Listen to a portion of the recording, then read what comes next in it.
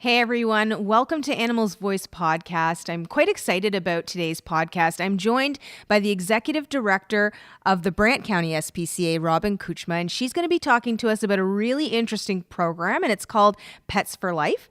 Thank you so much for joining us, Robin. Thanks for having me here today. You know what? I am particularly interested in this program. It's a newer idea for us at the Ontario SPCA, but we know it's not new to the world. So can you kind of give us the basic premise of the Humane Society of the United States Pets for Life program?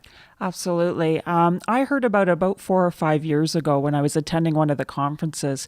And I remember listening to one of the speakers, Lori, and she was just amazing. And she had already been doing it for a few years. Okay. And I remember leaving in tears. And I thought she had such an impactful statement about the program. And I thought, this is a program that we have to have here. So basically, it's a program about going into the underserved areas. People that live in poverty or below poverty line, and they have animals. And it's about bringing them resources, sharing resources with them so that they can provide the extra things that they want to for their pets. These people love their animals. It's their companion. They live and breathe all of their lives about their animals and their pets, but they just have limitations when it comes to providing the resources that they like to, like, say, myself or you wanting to spay neuter them, or, getting the proper food or treats or vaccinations. They have so many barriers. Some are financial. There's other things that are barriers when you live in poverty. It could be transportation. It could be just simply your postal code, where you live. You're not close to a veterinarian office. You're not close to a grocery store, right, or a pet food store. So it's about getting out into those areas, knocking on doors, building relationships, and sharing resources. You know, I find it so relatable. I don't think anybody that's listening to this podcast would, argue that everybody that we associate with at the Ontario SPCA and at your Brant County location are animal lovers. So when you think about, despite what someone's, income level is or their situation, like you mentioned, in terms of being at poverty level or sometimes even below, it doesn't mean you aren't still a huge animal lover and still care. So, now that we've sort of established that idea, how does the program actually work? How do you implement it? How does it operate? Well, it can be simple, and it's unique to every area, because every area or every postcode or every city, municipality is a little different in what the needs are. Okay. And as a not-for-profit providing the services, it's also with what you can do, what you can provide. Majority of it is bringing spay neuter to them, because a lot of the people that have their pets, they have found that over 80%, in some cases 90% of the areas or the communities that they're going into offering Pets for Life, they've never even been to a vet, let alone spay neuter. That makes sense. Absolutely. So you're going out and providing spay-neuter services, wellness exams, those are key. But it's also about building that relationship and understanding, meeting them where they're at, understanding their challenges. Because a lot of them, it's more than just they want to, but they don't know how to ask for it. They don't know how to get their animal there. So you might have to provide transportation. You might have to bring in a mobile unit. It can mean different things. It might be that their animal is spay-neuter because they obtained it that way, but they need some help with vaccinations. Or maybe it's something as simple as a little bit of knowledge on how to crate train that dog to make it happier in its home and not destructive. I heard one of the stories that a family kept having to move because their dog was very destructive in the home. So the landlords would get frustrated with them and they'd have to move. Then the last move, they decided, you know what, we're going to chain this dog outside. So, and we all know that that's not the best life. They loved their animal. They didn't want to lose it, but they didn't know what to do. So a Pets for Life team came in, taught them how to crate train, brought them in some Kongs and some various toys, got them proper leashes, because it turned out they didn't even have a proper leash to walk the dog, to burn off some of that energy. Some of those essentials. Exactly. So again, that's why it's important to knock on the doors and build the relationship, because everybody's need is different and unique. Okay. And I think that's really important to note too, is that we're not always necessarily talking about the big expensive things, but like you're saying, it's those basic, before you get a pet even, what are those, make that list, get that basic kit sort of down. And I know that through adoption, through I'm sure your location, and I know the Ontario SPCA animal centers, that's what we're trying to do for our adopters, is sort of get them started on the right foot by having this done. But yes, as you're saying, this program is geared toward people who already have the pet in their life, in their family, in their home, but they just need that extra assistance in whatever form that comes in. Absolutely. So why is the Pets for Life model and initiative animal centers in Canada should look into? Well, I know what was important to me when I first heard about it, just in my area of Brantford. When I looked at our demographics and our, what was going on in my community, there was a lot of people living in poverty, and we weren't reaching them. And I thought, you know what, we can make a difference. We're the SPCA. I wanted to put prevention back in our name. I wanted to get out there. I want to go out there and I want to build bridges, and I want to help better the lives of the animals and the people in my community. So that's why it's important to myself.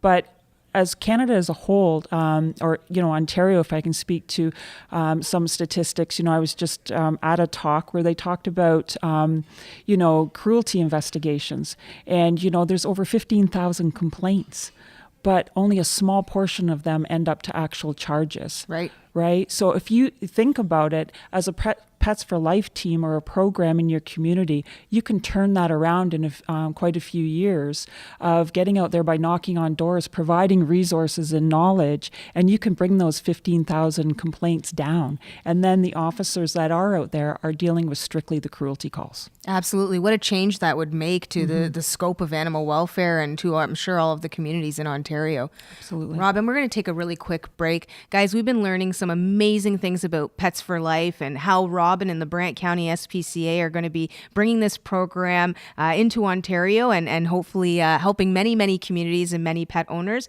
We're going to take a really quick commercial break and we'll be right back.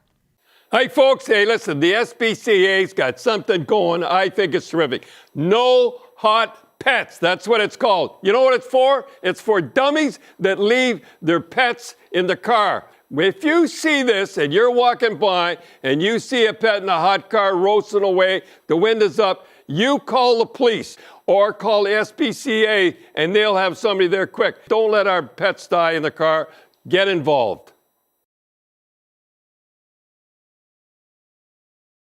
Hey everybody, welcome back to Animals Voice podcast. Before the break, we've been chatting with Robin Kuchma, who is the executive director of the Brant County SPCA, and she's taking us through this Pets for Life program, which essentially is so fundamental to animal care, in my opinion, that it makes sense to be bringing it in, of course, through Brant County, but through the Ontario SPCA as well. Hopefully we can start implementing a program like this, because essentially it's going to help people, like you're saying, that have pets in their family, in their care, but lack maybe just some of the basic resources or potentially some funds that they don't have, in order to properly care for their pet.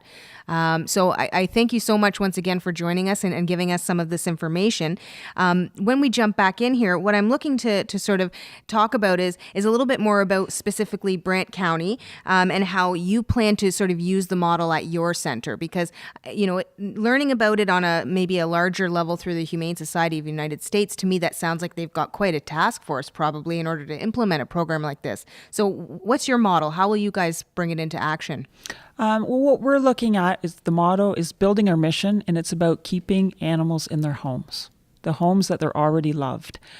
So if resources are barriers to them, it's removing barriers, and that's what it's going to boil down to.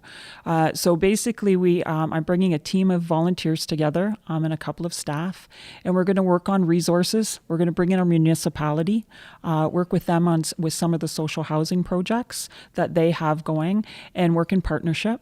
And we're going to bring down those barriers one by one. And I think, again, going back to just saying, keeping animals in the homes where they're already loved. At the SPCA here, in Brantford, we've done many programs for all the, stray animals that have come to us, or community animals and so on. But we've never looked outside of our door. And I think that's what's really exciting about getting out into the community. And, it's not just about the animals, it's about the people too. I think that's a great opportunity to just give a quick shout out to anybody, either if you are a current volunteer at an animal center, or if you're thinking about volunteering. Sometimes we don't get a chance to touch on the wide range of different sort of volunteer opportunities that are available, and this is a great one. I mean, this is really getting out there on the ground level, hitting the road, and helping people and their animals, and essentially helping all of the other SPCAs and humane societies, because essentially it stops them from bringing their animal to us and not being able to care for them. So I think that's a great volunteer opportunity, because you'd really be making a change right then and there. Absolutely. It'll be very rewarding for the volunteers. And for some volunteers, it's hard to volunteer their time within a shelter when they see animals in cages.